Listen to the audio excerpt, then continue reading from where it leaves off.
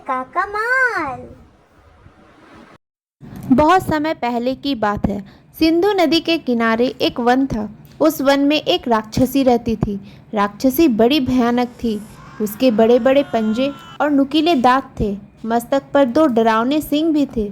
जब वह चलती तब एक भयानक आवाज़ होती थी। जब वह गरजती तो धरती और आकाश दोनों कांप उठते थे। लोग उसे मुसीबत के नाम से बुलाते थे। वह राक्षसी सच में ही मुसीबत ही थी। जिस और जाती, जिस घर में जाती, मुसीबत ही मुसीबत पैदा कर देती थी।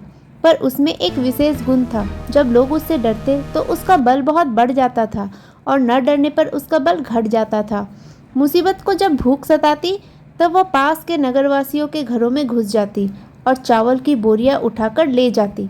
राक्षसी से परेशान होकर नगरवासियों ने सोचा कि वे प्रतिदिन चावलों से भरी एक बोरी वन में राक्षसी के पास स्वयं ही पहुंचा दिया करेंगे, जिससे कि उसे नगर में आने की जरूरत ही ना पड़े। इस प्रकार राक्षसी के दिन बड़े ही मजे से बीतने लगे। लेकिन उसी नगर में एक लड़का रहता था। उसका नाम था अक्ल। लड़का अपने नाम के अनुसार बड़ा ही बुद्धिमान था। वह साहसी और वीर भी था।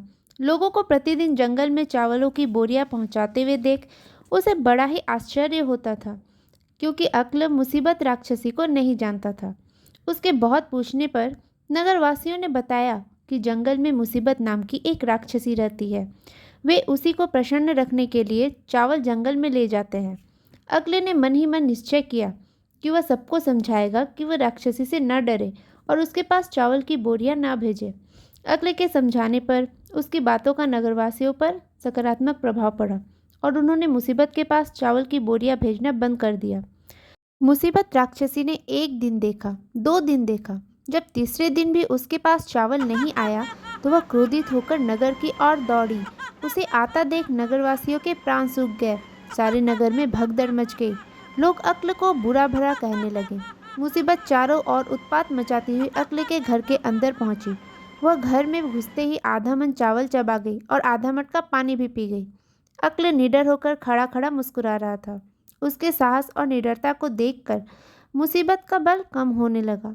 उसके सींग झड़ गए, दांत टूटकर गिर पड़े और पंजे भी मामूली हाथों जैसे हो गए। वह क्रोध से आग बबूला हो गई और बोली, कौन है तू? अक्ल ने बहादुरी से उत्तर दिया, मेरा नाम अक्ल है, मैं तुम्हारा काल हूँ। क्यों रे लड़के, तू मेरा काल बनेगा? ठहर, मैं अभी तुझे मजा चखाती हूँ। मुसीबत अपना मुंह खोलकर उस पर झपट पड़ी। अक्ल खड़ा रहा और हंसकर बोला, तू मेरा कुछ नहीं बिगाड़ सकती। अगर तू मुझ पर हमला करेगी तो मैं भी तेरा सामना करने के लिए तैयार हूँ। अक्ल के साहस और निर्भयता को देखकर मुसीबत का आकार और भी छोटा हो गया। वह धीरे धीरे आंखों से ओझल हो गई। अक्ल की वीरता की कहानी नगर के चारों ओर फैल गई। लोग उत्साह से कहने लगे, अक्ल के सामने मुसीबत की एक ना चली। मुसीबत मिट गई, सदा सदा के लिए मिट गई।